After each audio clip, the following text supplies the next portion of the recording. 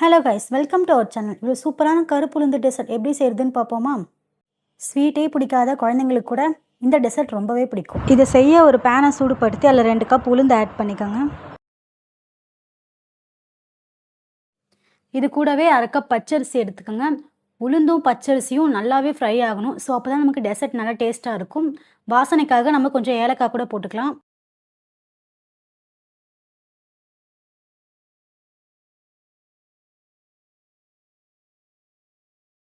இது நல்லா ஆறுனதுக்கப்புறம் ஒரு மிக்ஸி ஜாருக்கு மாற்றிக்கோங்க. இந்த மாதிரி பவுடர் கன்சிஸ்டன்சியில் இருக்கணும். ஒரு பேனில் 2 கிளாஸ் வாட்டர் ஆட் பண்ணிக்கோங்க. வாட்டர் ஆட் பண்ண உடனே தண்ணி நல்லாவே பாயில் ஆகணும்.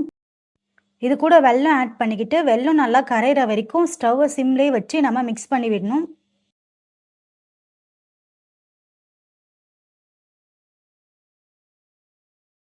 தனியாக ஒரு பவுலில் தண்ணி ஊற்றி நம்ம அரைச்ச பவுடரை நல்லா கட்டி இல்லாமல் நம்ம மிக்ஸ் பண்ணி விடணும்.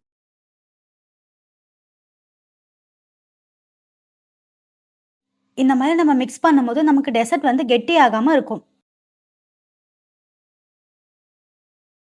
இது கூடவே நம்ம நல்லெண்ணெய் ஆட் பண்ணிக்கணும்.